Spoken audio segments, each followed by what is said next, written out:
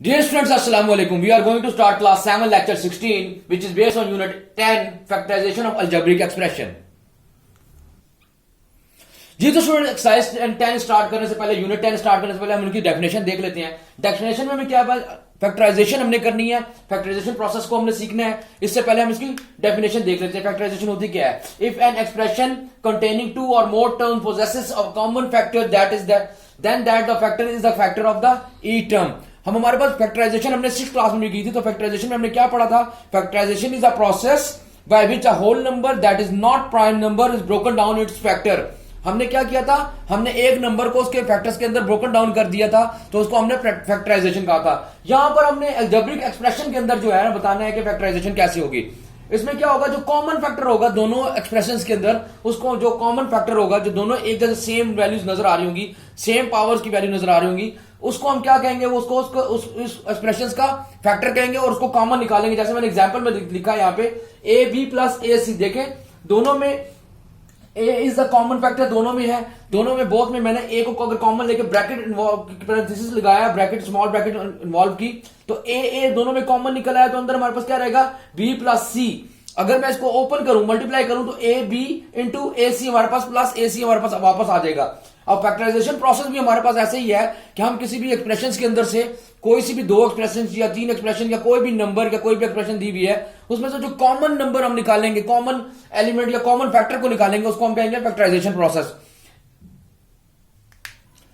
जी तो स्टूडेंट हम क्या कर रहे थे? फैक्टराइजेशन प्रोसेस की बात कर रहे थे। तो एक और एग्जांपल मैं यहां पे देता हूं। एग्जांपल क्या है हमारे पास? देखें हमारे पास है A X plus B X plus C X. ये एक्सप्रेशन लिखी हुई है हमारे पास। एक अलजेब्रिक एक्सप्रेशन है जिसकी वैल्यूज है A X plus B X plus C X. 3 terms है इसके अंदर। 3 टर्म्स के अंदर देखें, तीनों टर्म्स के अंदर अगर मैं कॉमन फैक्टर की बात करूं तो इसमें कॉमन फैक्टर कौन सा है हमारे पास? कॉमन फैक्टर कौन सा आ रहा है हमारे पास? कॉमन फैक्टर है एक्स। अगर मैं कहूं कॉमन फैक्टर एक्स है और इन तीनों में से मैं अगर एक्स को कॉमन ले लूं, तो हमारे पास अंदर वैल्यू क्या बचेगी? कॉमन फैक्टर को निकाल दें बाहर। फैक्टराइजेशन अगर हम करें इसकी, तो ये है A X plus B X plus C X. 3 values हमारे पास हैं। देखें एक्सप्रेशन में। अब अगर इसमें से मैं क्या लूं, इसमें से कॉमन क्या आ रहा है? ये एक्स एक्स एंड एक्स, इन तीनों में कॉमन आ रहा है। एक्स को मैं कॉमन ले लूं, अंदर वैल्यू क्या बचेगी? ए प्लस बी प्लस सी हमारे पास रिमेनिंग पार्ट बचेगा। ये क्या हो जाएगी? इसकी फैक्टराइजेशन होगी। ये इसका आंसर आ जाएगा हमारे पास। क्या आ जाएगा हमारे पास? इस प्रोसेस को क्या कहेंगे हम? इस प्रोसेस को कहेंगे फैक्टराइजेशन प्रोसेस। जी तो स्टूडेंट फैक्टराइजेशन प्रोसेस की एक और एग्जांपल लेते हैं। एग्जांपल 1 है पेज नंबर 128 के ऊपर। फैक्टराइज करें किसको? A b plus b plus 1। अब हमने क्या करना है? इनको फैक्टराइज करना है। सबसे पहले फर्स्ट ऑफ ऑल तो हमने क्या करना है? जो 4 वैल्यू 4 देखें टर्म्स दी हुई है, 4 टर्म्स है 1 2 3 4, इनको 2 2 की फॉर्म में हमने डिवाइड कर लेना है। नंबर 1 तो पहले जो फैक्टराइजेशन करने से पहले क्या होगा? देखिए पहले 2 में क्या कॉमन आ रहा है? दोनों में नंबर में ए एंड ए कॉमन आ रहा है। इन दोनों को अगर देखें, अगर प्रोसेस करूं तो क्या आएगा? इन दोनों में ए और ए कॉमन आ जाएगा।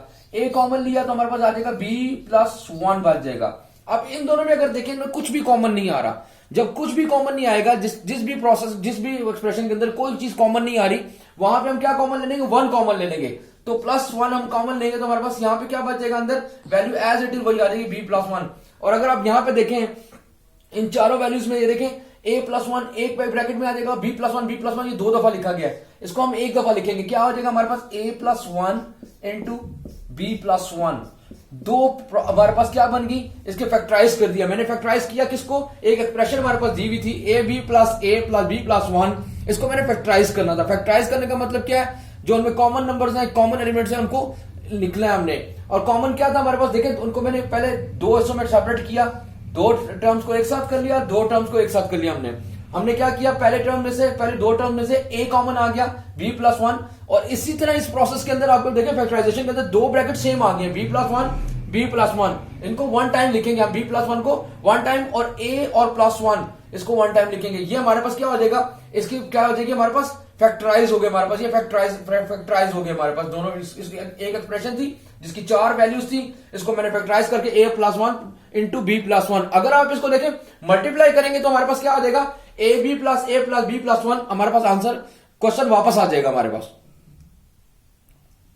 जी तो स्टूडेंट फैक्टराइजेशन में एग्जांपल 2 हमारे पास पेज नंबर 128 के ऊपर है। क्या है जी? हमारे पास A plus B into P plus Q minus B plus C into P plus Q. अगर आप इन दोनों को देखें, अगर इस एक्सप्रेशन को देखें हमारे पास, तो हमारे पास जो कॉमन एक्सप्रेशन हमारे पास आएगी मैंने कहा जो कॉमन फैक्टराइजेशन में क्या होता है, हम कॉमन फैक्टर्स को नोट करते हैं। कॉमन फैक्टर हमारे पास क्या है यहां पर, p plus Q and p plus Q. ये देखें, ये टर्म और ये टर्म दोनों कॉमन आ रही है इसके अंदर से। अगर मैं इनमें से अगर मैं इसको फैक्टराइज करना चाहूं तो क्या कॉमन ले सकता हूं, पूरे का पूरा p प्लस क्यू मैं कॉमन ले लेता हूं। हमारे पास क्या वैल्यू बच जाएगी, देखें p प्लस क्यू अगर मैं कॉमन ले लेता हूं इन दोनों में से, तो हमारे पास अंदर क्या वैल्यू बच जाएगी, देखें एक बन जाएगा a प्लस बी, इसमें से क्या बचेगा, और माइनस के साइन के साथ b प्लस सी, हमारे पास ये वैल्यू, ये रिमेनिंग वैल्यूज हमारे पास आ गई।